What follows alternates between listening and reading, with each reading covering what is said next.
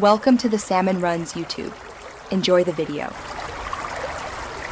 In this video, I will show you how to make a clock of cardboard. First, gather your essential materials.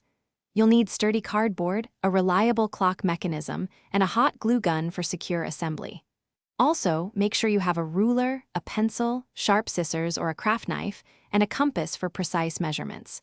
Don't forget any decorative elements like paint, markers, or glitter to personalize your unique timepiece. Having everything ready makes the crafting process smooth and enjoyable.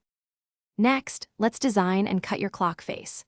Use a compass to draw a perfect circle on your cardboard, aiming for a diameter of at least 8 inches for a good-sized clock. Carefully cut out this circle using a craft knife or sharp scissors to ensure clean, professional-looking edges.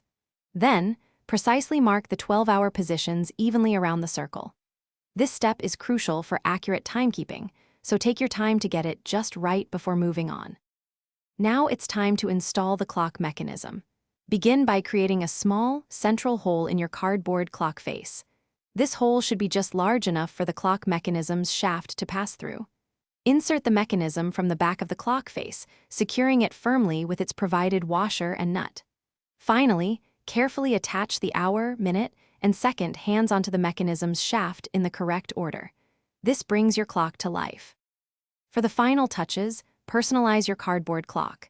Get creative with paint, markers, or other craft supplies to match your unique style and decor.